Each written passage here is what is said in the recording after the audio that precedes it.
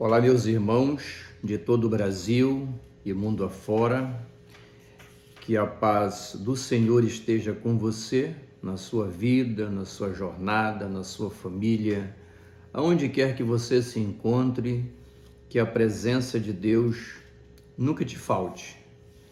Hoje nós estamos, nesse momento, a partilhar a lição de número 3 do livro dos Salmos, dando continuidade à nossa viagem bíblica teológica no livro dos Salmos. Estamos nesse momento aqui no interior de Colares, cidade interiorana do estado do Pará, e daqui a gente aproveita para compartilhar mais uma rica lição sobre o livro dos Salmos.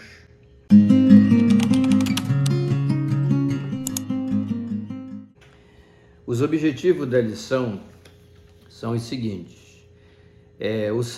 Identificar o Salmo 46 como um poderoso cântico de fé, confiança e louvor ao Todo-Poderoso.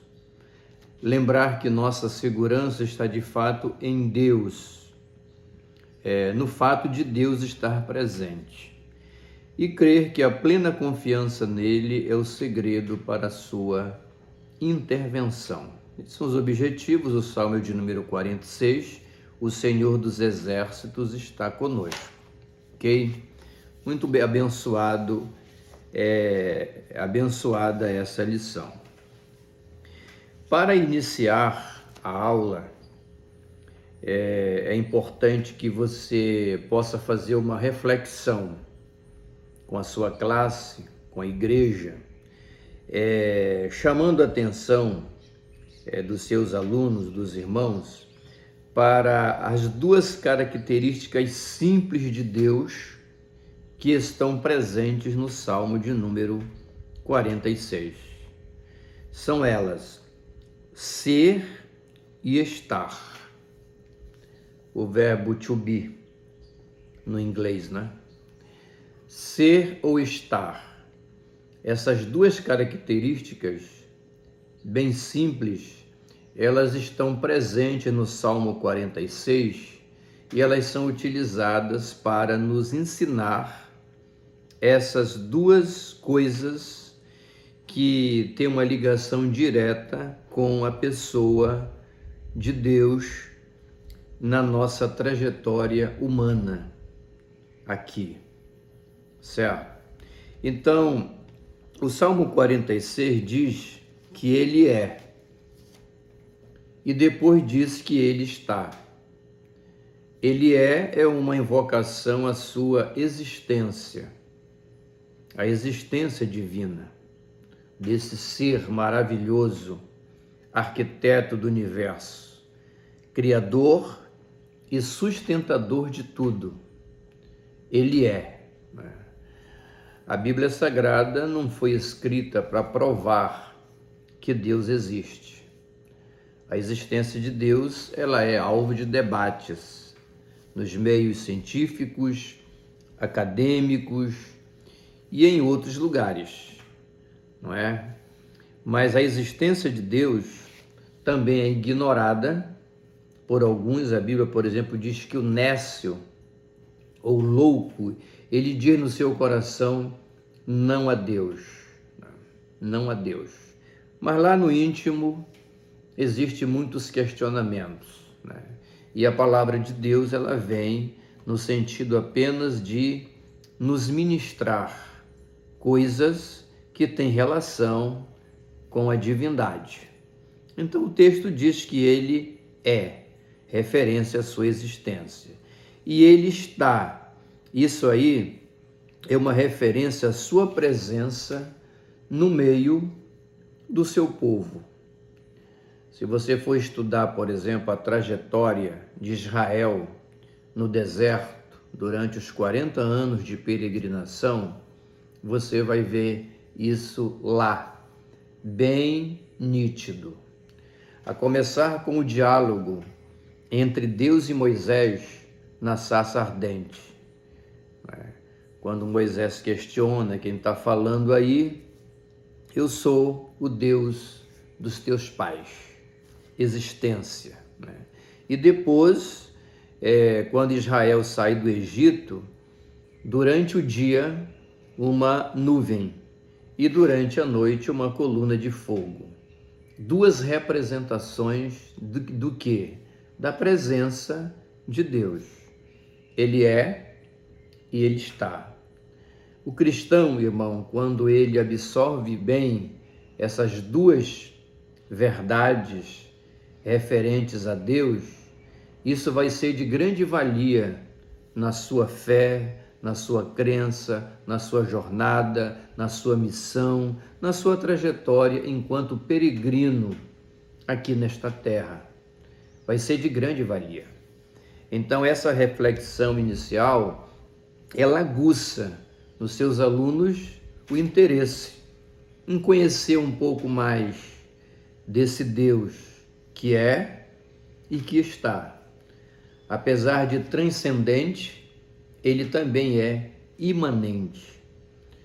Transcendente numa dimensão diferente, superior, não atingível pela condição humana, mas imanente porque ele desce à nossa condição e se utiliza de figuras e coisas que são do nosso conhecimento humano, para assim interagir conosco e nos ministrar mensagens espirituais.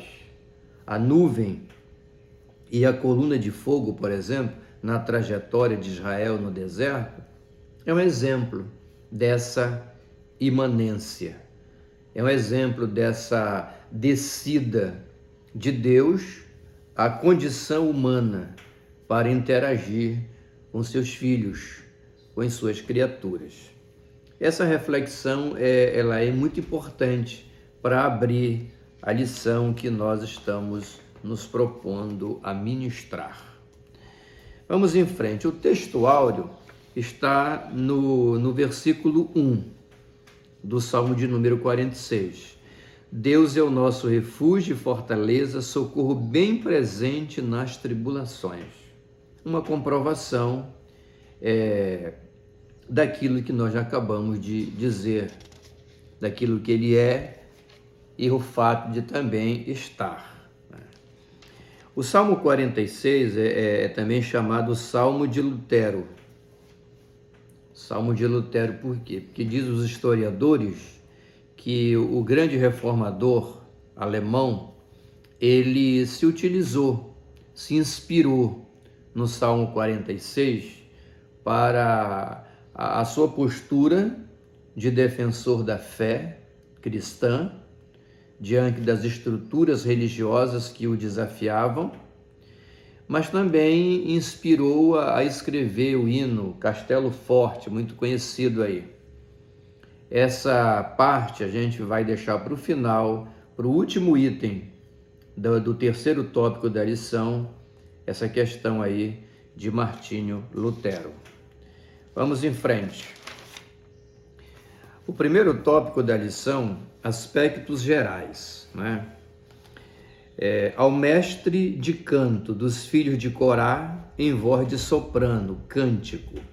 Aqui o nosso comentarista, ele traz autor, título e data do Salmo de número 46.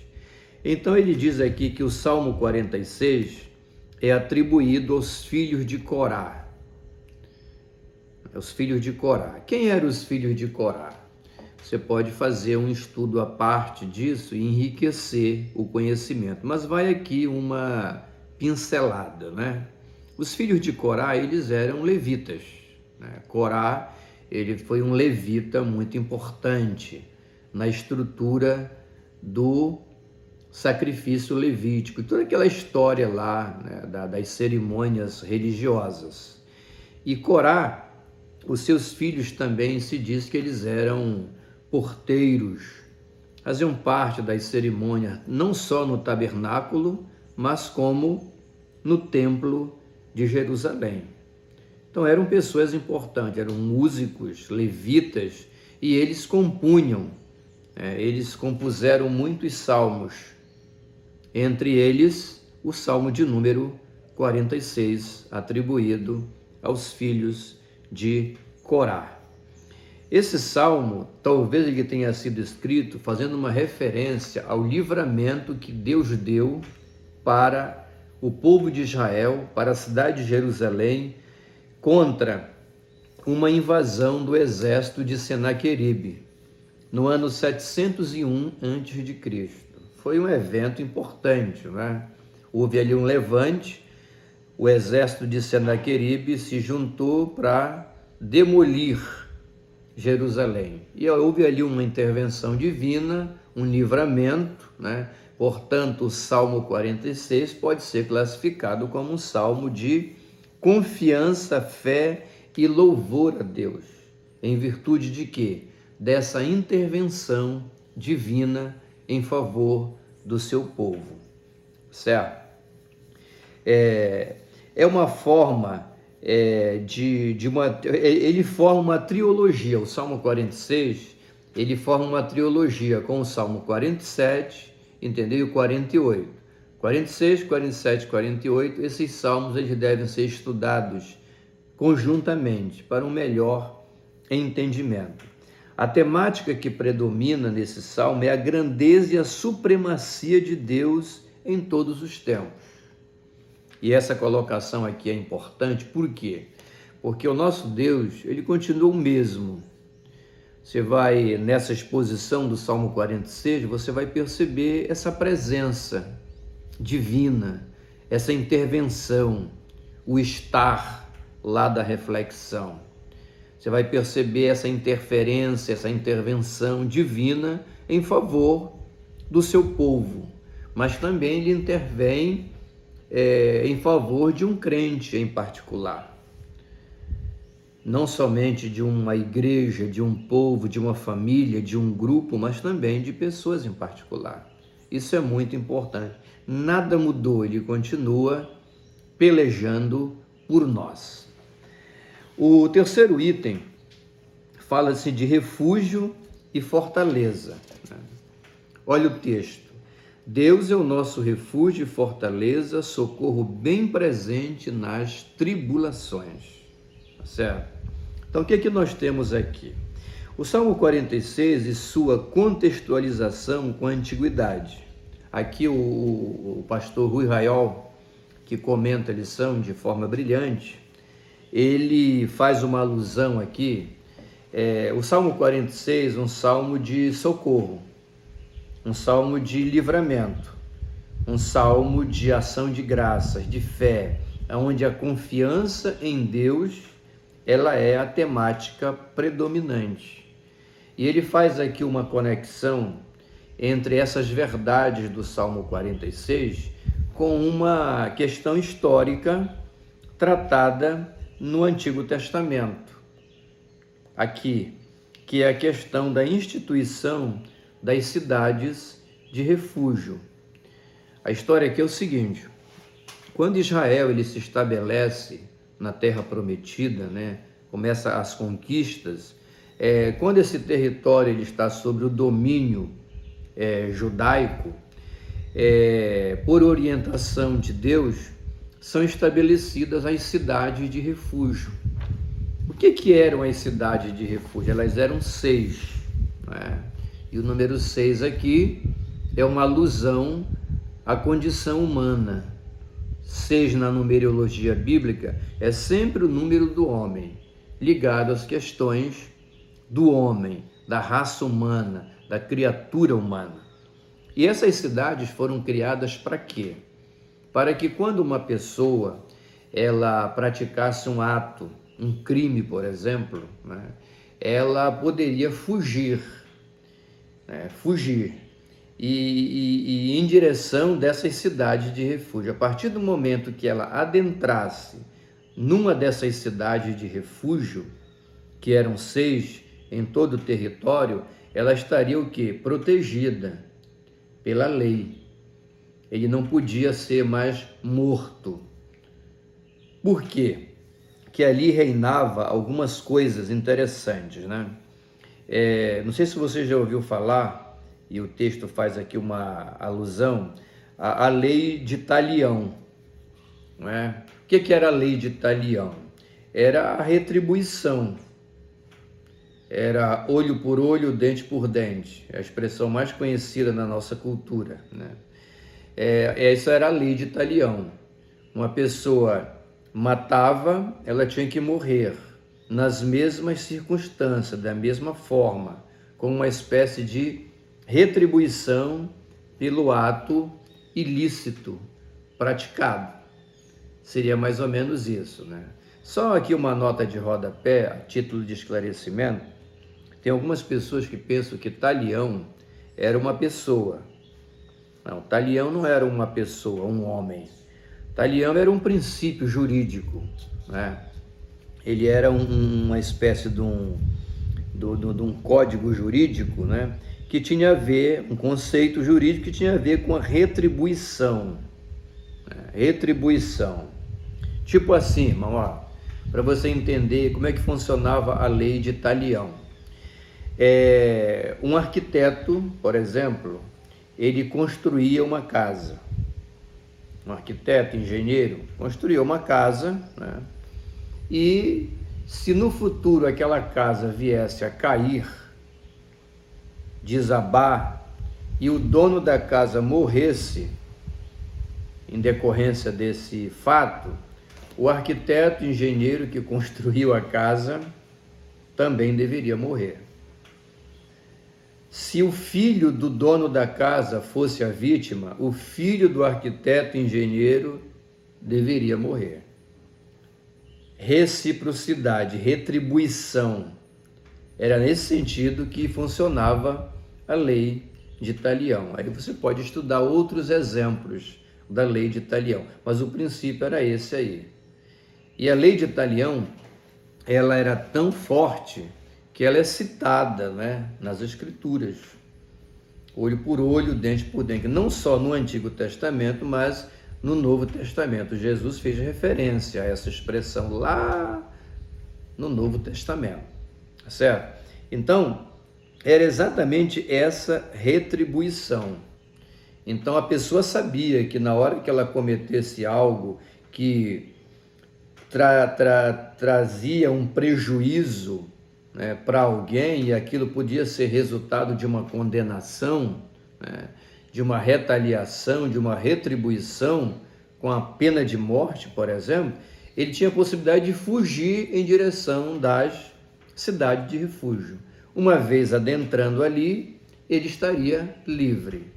O comentarista da lição, ele faz uma alusão interessante para você entender com relação, por exemplo, às embaixadas.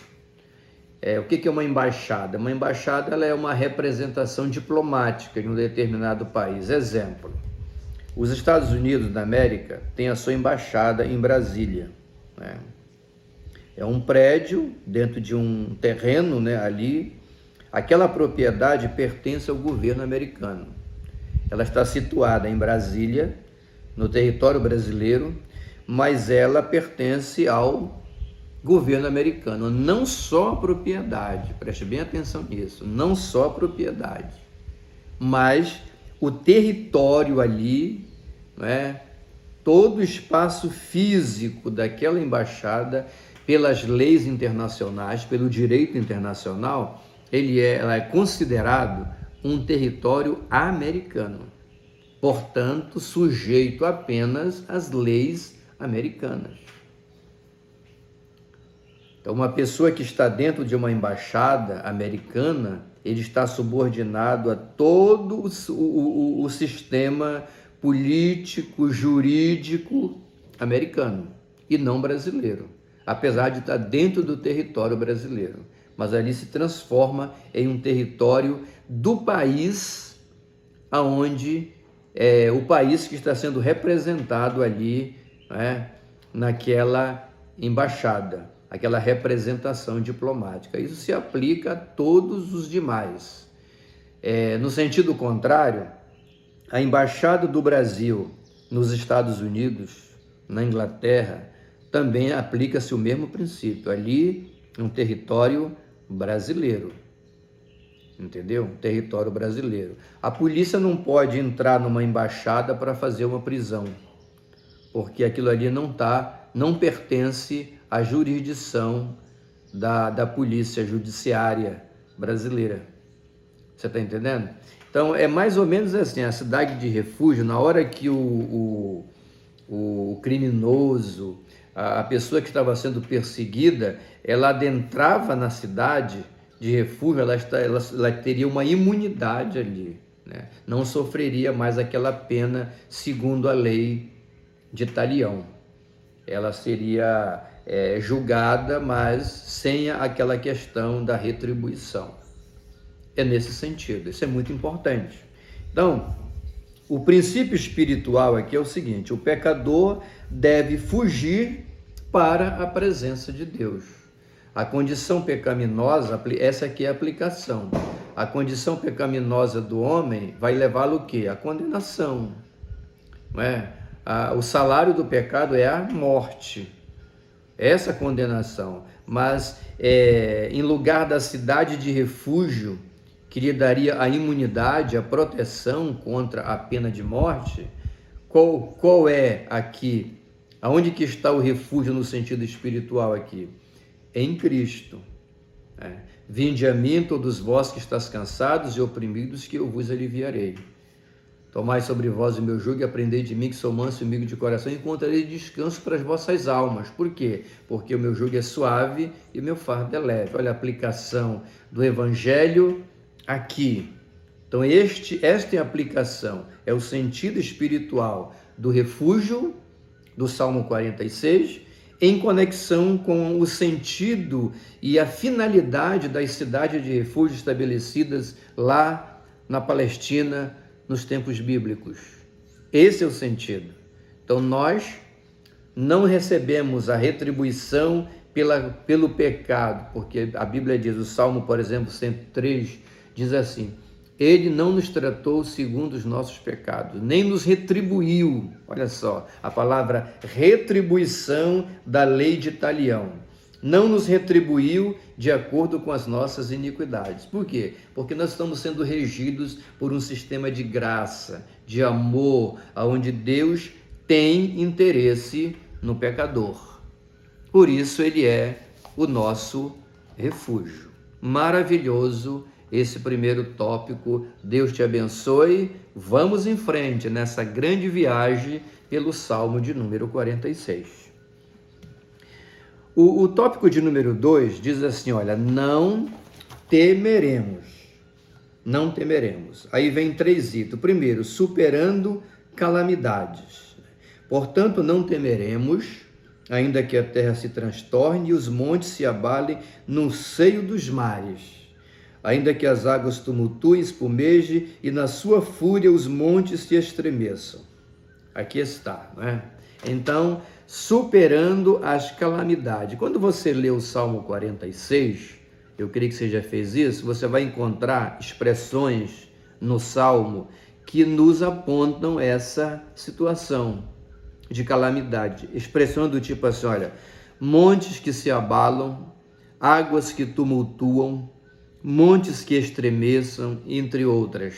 Essas expressões, elas demonstram o quê? Uma instabilidade, lutas, dificuldades, provações, as coisas que saíram da normalidade, vamos dizer assim, tá? Isso tudo significa o quê? Que a fé verdadeira e sadia é aquela que não é interrompida pelas tempestades.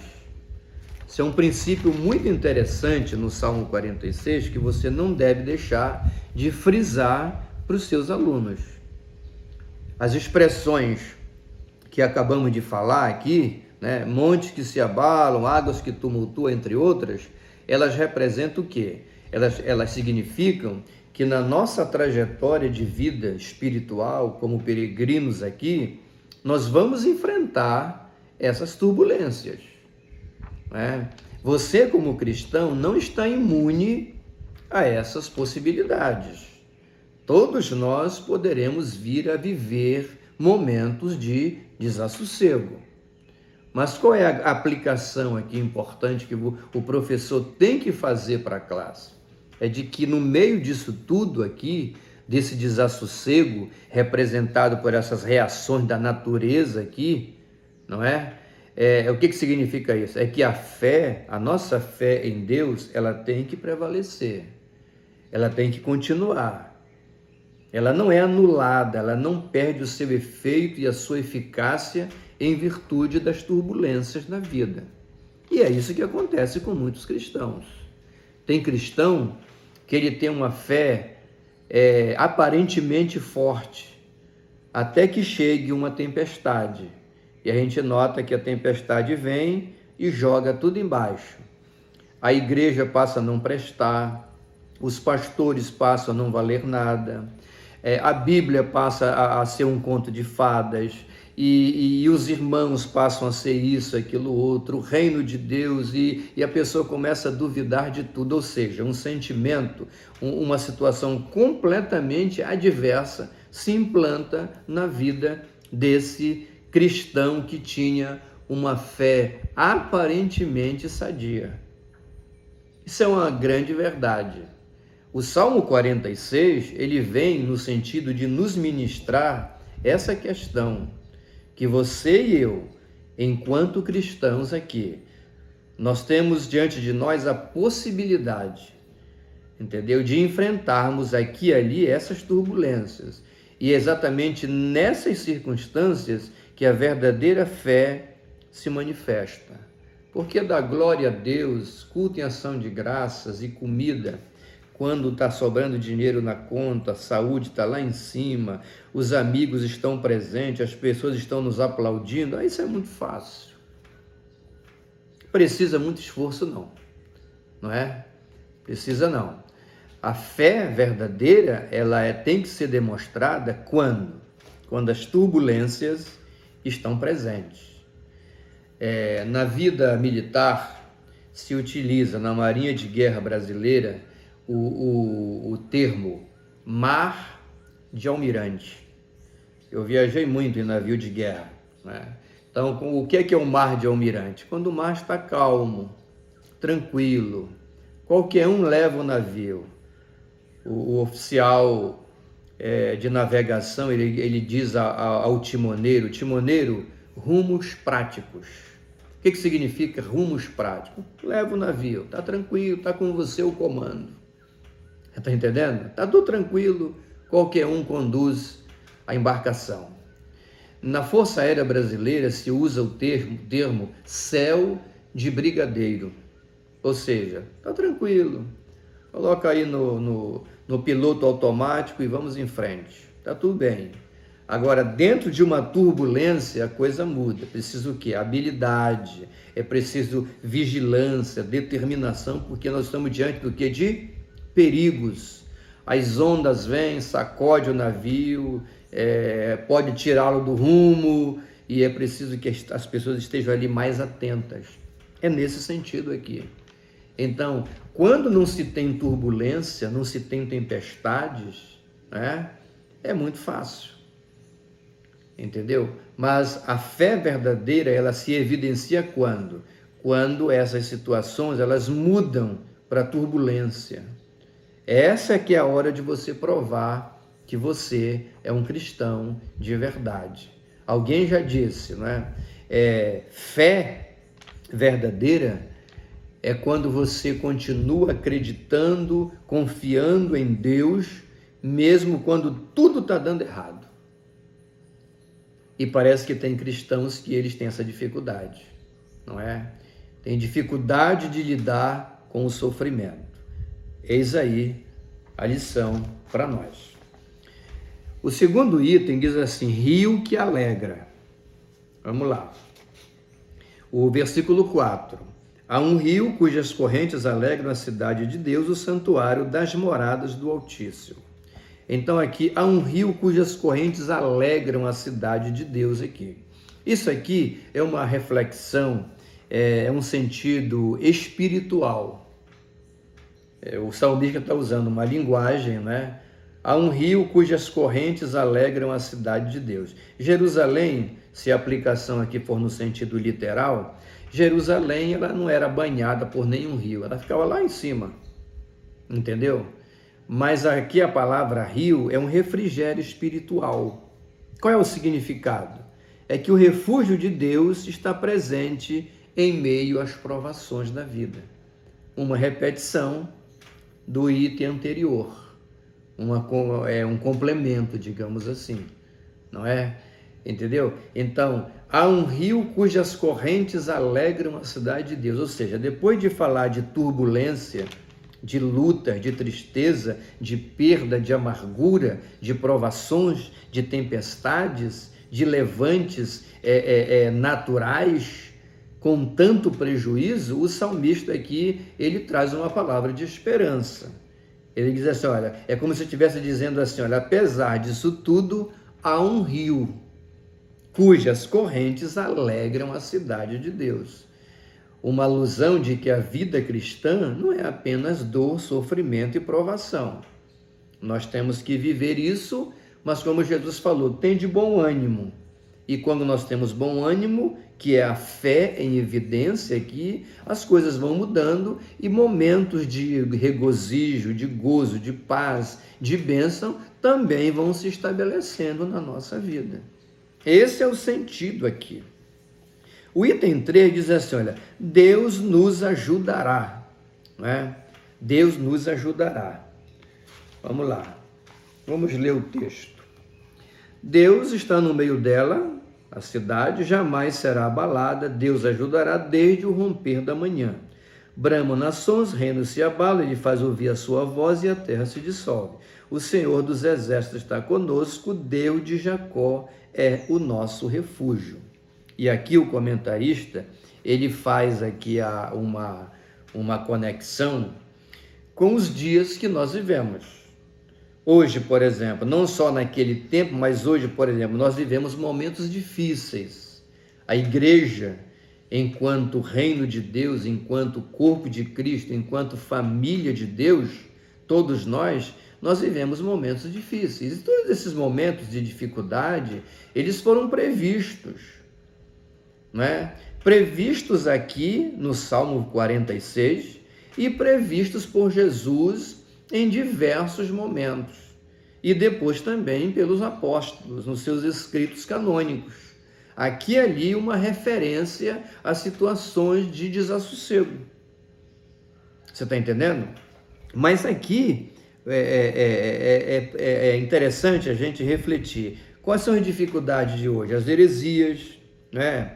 E apostasia, né? E outros males, outras mazelas que pode vir abalar a nossa fé. Entendeu? Corrupção, heresia, isso que acontece não só no seio da sociedade, mas que também abala a igreja, que atinge o reino de Deus aqui, atinge pessoas, você está entendendo? E muita gente se atrapalha com isso aí. E o cristão sadio, ele tem que ter força, estrutura, raízes, consistência de fé, para também enfrentar e vencer esses desafios. É esse o sentido aqui. Aí vem a palavra, né? Deus ajudará. Entendeu? Uma alusão novamente à presença de Deus aqui nesse processo, né? A vitória na trajetória da igreja sempre estará atrelada à presença de Deus. Deus está no meio dela. Então isso é muito maravilhoso.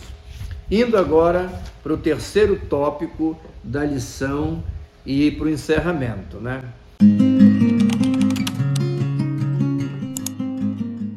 Se você ouvir algum barulho estranho, não leve em consideração, nós estamos numa zona rural, no meio de umas turbulências aí. Vamos lá. Garantia de vitória, né? Garantia de vitória. Vinde contemplar as obras do Senhor, que assolações efetuou na terra. Ele põe fim à guerra até os confins do mundo, quebra o arco, corta a lança, queima os carros no fogo e assim por diante. O que é que nós temos aqui? Aqui nós temos um contraste, né? Um contraste entre as catástrofes do mundo e a presença do Senhor dos Exércitos. Novamente, o salmista do Salmo 46, são os filhos de Corá, eles nos chamam a atenção, não é? Para esse contraste das turbulências do mundo e a presença do nosso Deus na nossa jornada de fé. Então vamos aqui, olha, Senhor dos Exércitos. O que significa essa expressão? É uma alusão ao poder absoluto e soberano de Deus. Não há, irmãos, nenhum poder no céu, na terra, entendeu? No universo conhecido e desconhecido que não esteja subordinado à presença e ao poder de Deus. Jesus exclamou lá na cruz: todo o poder me é dado no céu e na terra. Tudo está no controle de Deus, nada fora do seu alcance, e a sua soberania engloba isso tudo, é o domínio de tudo. Quando entregamos nossas vidas ao Senhor, todas as ofensas que venhamos a viver e receber neste mundo são contra Ele. O que é que o comentarista está querendo dizer aqui? No momento que você adere, é recebido na família de Deus, pelo novo nascimento, pela conversão, pela fé salvadora, e você é adotado na família de Deus, a partir desse momento você recebe o quê? Uma proteção. O Senhor se torna o quê? O teu advogado.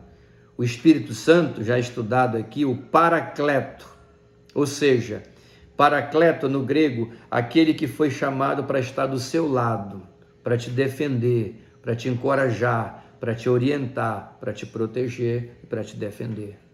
Você está entendendo? Então, a partir do momento, quando você ingressa no reino de Deus e é parte dele, todas as lutas, ofensas que vierem contra você, elas são contra o Senhor, porque Ele é o nosso protetor.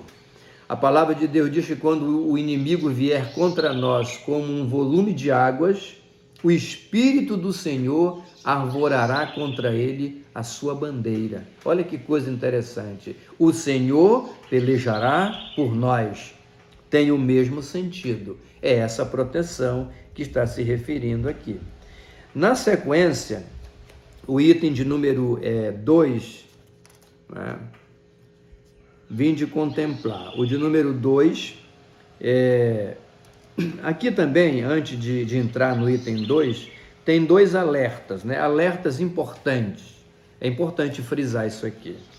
Deus não age por vingança contra o pecador, Ele age por amor. Ele quer salvar nossos inimigos também.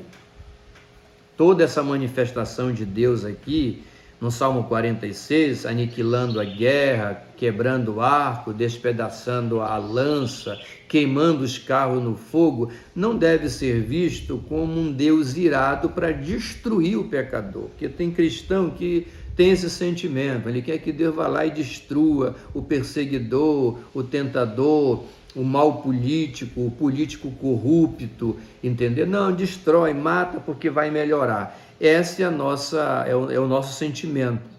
Isso é sentimento humano. Deus não trabalha em cima desses princípios. Às vezes ele faz isso por uma soberania dele, pelo seu querer entender e entendimento de que aquilo é o caminho que deve ser seguido. Ele também destrói porque ele é juiz. Ele condena porque também ele é juiz, não é? Mas, via de regra, Deus também ama o pecador e ele quer restaurar. E às vezes se utiliza da própria catástrofe para trazer esse pecador de volta à comunhão. E o segundo é o seguinte: cuidado com o extremismo religioso, porque Deus é amor, não é? E tem pessoas que são extremistas religiosos. Tudo que a igreja tem extremista religioso, Protestantismo, no catolicismo. Essa semana eu vi um padre dizendo: olha, não existe salvação fora da igreja católica, olha, você tem que voltar para a verdadeira igreja, e por esse tipo de coisa que você encontra por aí. E do lado evangélico também não é diferente. Tem irmão que congrega na igreja X e ele acha que só os irmãos daquela igreja que vão para o céu. Os outros estão tudo condenados ao inferno. Está entendendo? Você é calvinista, então você vai para o céu. Você é arminiano, então vou difícil. Entendeu como é que é? Essas bobagens religiosas que nada ajudam um pecador na sua trajetória de fé. entendeu? Nada, absolutamente nada. Então aqui existe esse alerta. Deus não é uma propriedade privada de nenhuma denominação religiosa, entendeu? Você congrega na Deus e Amor, fique lá servindo ao Senhor. Você congrega na Igreja Batista, sirva ao Senhor, porque de lá você vai para o céu. Você congrega na Igreja Presbiteriana, consiga o Senhor lá, obedeça e cultive a sua fé. Você é pentecostal da Assembleia de Deus, ou é um neopentecostal, sirva o Senhor. Não é a tua denominação religiosa que vai definir se você vai para o céu ou não, entendeu? O lugar onde você está não é importante, porque é uma comunidade cristã, é um momento de comunhão, onde você interage com as pessoas, isso tudo é muito bom, mas não é isso que define. O que define se você vai para o céu ou não é a qualidade da fé que você exerce, entendeu? Se você é um cristão verdadeiro, se a sua fé é cristocêntrica, se você de fato abandonou o mundo podre do pecado para seguir a Cristo e cada dia você caminha, é isso que vai definir, e não denominação religiosa. Esse negócio de se considerar dono de Deus e achar que só na sua igreja é que tem bênção e salvação, isso é fanatismo religioso, extremismo completamente fora da teologia de Jesus. Não se esqueça que o próximo do homem que foi assaltado quando descia de Jerusalém para Jericó foi um samaritano. Jesus ensinou essa grande lição para provar aqueles líderes religiosos que a religiosidade deles e nada era a mesma coisa. Entendeu? Que Deus nos garanta a possibilidade de continuar. Vamos aqui ao item 2, aí sim, aí vem, né? O item 2, que é o aquietai-vos. Está aqui, olha. Aquietai-vos e sabei que eu sou Deus, sou exaltado entre as nações, sou exaltado na terra. Esse aquietai-vos aqui tem um sentido de plena confiança em Deus. O mestre está presente. É a temática predominante no Salmo 46. A presença de Deus. Então, o aquietai-vos aqui pode ser aplicado, segundo o pastor Rui Raiol aqui, que comenta a lição, também no sentido de depor as armas, ou seja, você entender que a plena confiança deve estar na força de Deus, na glória de Deus, na mão do Senhor. A Bíblia já diz, uns confiam em carros, outros em cavalos. Nós faremos menção do nome do Senhor dos Exércitos, o nosso Deus. Não é verdade? Não se está pregando aqui que os recursos humanos não são bons, eles são bons e às vezes necessários, não é? Por exemplo, você está doente, você vai ao médico. O médico é uma bênção que Deus deu ao mundo. No final dos tempos, a ciência se multiplicaria.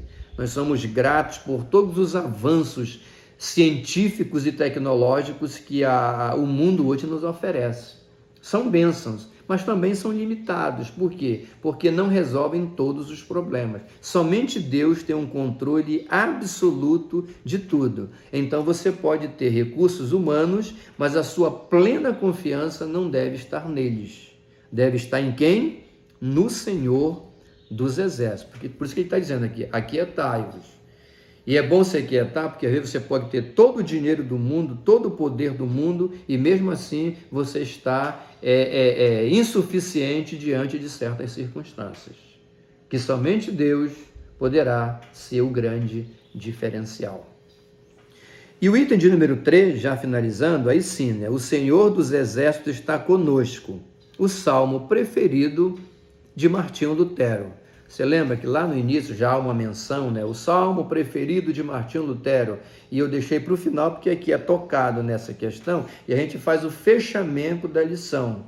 Eu te aconselho a fazer esse fechamento dessa forma. Você pode enriquecer ainda mais Mas aqui vai umas pinceladas sobre essa questão. É importante falar disso porque isso é uma questão histórica. Às vezes os alunos, né, eles não costumam procurar, pesquisar, devem ser incentivados a fazer isso. Mas um expositor da palavra, ele deve ser um homem de uma visão múltipla, né? Não apenas bíblica, teológica, mas histórica, porque isso faz parte do seu trabalho, de expor a palavra de Deus e enriquecer essa exposição para que ela tenha uma aplicação eficaz, realmente transformadora. Cada vez que um aluno sai de uma escola bíblica dominical, ele deve sair melhor, mais consistente, com uma fé mais acurada, ele com mais elementos de reflexão e com mais conteúdo, alimento espiritual acima de tudo, porque a palavra de Deus é um alimento. É um alimento. Então, fechando aqui essa questão, a questão de Martinho Lutero, né? Ele se utilizou do Salmo 46, diz os historiadores, né? Que ele se inspirou no Salmo 46 para escrever o seu hino, né? Torre Forte, né? É o Senhor, e é um hino muito conhecido aí, né? Então Castelo Forte, né? Martinho Lutero, ele viveu muitos momentos de turbulência na sua vida, né? Todo mundo conhece a história dele, né? Em 31 de outubro de 1517, ele fixa 95 teses na porta da Catedral de Wittenberg, na Alemanha, né? E aquelas 95 teses eram o seu protesto contra todas as mazelas que, na visão dele, a igreja estava praticando. Todos os desvios teológicos, doutrinários e bíblicos, digamos assim, né? Ali tem muita coisa. As 95 teses de Martinho Lutero. A colocação dessas teses na porta da catedral, na véspera do dia de Todos os Santos, e uma grande multidão fluiria para as celebrações ali, foi uma estratégia de Martinho Lutero para que aquilo chegasse rapidamente a toda a Europa e o mundo da época. Mas isso serviu de ponto de partida para uma caçada implacável pelo Papa, pela estrutura da Igreja Romana da época, junto com o Império Romano, tá entendendo? Contra Martinho Lutero. Ele passou a ser caçado como um animal, para ser completamente exterminado. E dentro desse processo, ele é excomungado pelo Papa, porque ele queimou lá a bula, não é? E tal. Em virtude disso tudo, ele é convocado aquilo que ficou conhecido como a Dieta de Worms. O Worms era uma cidade, né, alemã, e a dieta era o quê? Era uma assembleia. Fizeram lá uma convenção, uma assembleia lá, entendeu? Para julgar Martinho Lutero. Essa assembleia foi convocada em 1521 por Carlos V, né? E ela foi feita ali nessa cidade, uma assembleia do Sacro Império Romano Germânico, né? Romano-Germânico, da Alemanha. E eles se reuniram ali, né, para julgar Martinho Lutero, né, para ver se ele se retratava ou se ele reafirmava o que havia dito. E ali era um perigo muito grande, porque ele poderia ser condenado por herege, por heresia, né, e sofrer a pena de morte. E ele foi condenado ali, considerado herege e tudo mais. Mas Martinho Lutero, ele se manteve firme. Ele disse: olha, eu me retrato, eu retiro tudo que eu disse, se vocês me convencerem pelas escrituras, né? Porque só a tradição e os concílios, eles não me convencem, porque eles se contradizem, eles erram e por aí vai. Então Martinho Lutero foi um homem muito corajoso para enfrentar toda essa estrutura político-religiosa que reinava na Idade Média, não é? Mas ele se manteve firme, ameaçado de todas as formas, ele se mantém firme. Depois esconderam ele no castelo, ele escreveu de lá, traduziu a Bíblia para o povo alemão, porque ninguém podia ter a Bíblia, só o clero que poderia, e por aí vai. Então Martinho Lutero, é por isso que se diz que o Salmo 46 é de sua preferência, porque ninguém como ele, no campo eclesiástico, se utilizou tanto, né, desses princípios de proteção divina. Só Deus mesmo para livrá-lo, para protegê-lo, e Deus usou gente, pessoas influentes para esconder o monge agostiniano que resolveu peitar Roma. Tá certo? Peitar Roma. E essa história realmente ela é muito grande, não é? Você pode se aprofundar, entendeu? Aqui é apenas uma resenha para encerrar essa lição. E como Martinho Lutero, todos nós hoje enfrentamos, né? Não assim da forma como ele enfrentou, mas todos nós enfrentamos todos os dias desafios à nossa fé, ameaças, perseguições de toda a natureza, e a recomendação é que nós venhamos nos manter, né, debaixo da temática do Salmo 46. O Senhor dos Exércitos está conosco, o Deus de Jacó é o nosso refúgio. E a fé tem que subsistir diante das turbulências. Com Martinho Lutero e tantos outros, nós vamos conseguir manter a fé que uma vez foi dada aos santos. Olha, foi um prazer estar com você, compartilhando essa lição aqui, e o meu voto é que você seja um grande instrumento nesse próximo domingo para celebrar e para ministrar a palavra de Deus. Se você ainda não é inscrito neste canal, por favor, se inscreva e não termine esse vídeo sem deixar aquele like abençoador, que é a oferta que você deixa para incentivar o trabalho que nós estamos fazendo. Deixe o seu comentário, entendeu? Acrescente, nós temos que aprender uns com os outros, nós estamos abertos, né? Isso aqui é apenas um resumo, não é? Mas não significa dizer que nós não estejamos abertos por aprendizado também. Será bem-vindo todos os comentários respeitosos e que venham somar também conosco, tá certo? Oremos ao Senhor. Pai querido, em nome do Senhor Jesus, nós te agradecemos por este momento singular, tão sublime, tão maravilhoso, podemos viver a exposição da Tua Palavra, que nos alimenta a alma e nos encoraja para continuar a nossa trajetória. Cada pastor, professor, superintendente, cada um que opera o ensino teológico, ministra a Tua Palavra na igreja, que possa ser um instrumento de bênção para enriquecer a tantos outros, em nome do Senhor Jesus, nós te agradecemos. Amém. Aonde você estiver, em qualquer lugar deste imenso Brasil, que a paz do Senhor esteja com você. Um carinhoso abraço do reverendo Ed S., da Assembleia de Deus da Estrada Nova, em Belém do Pará.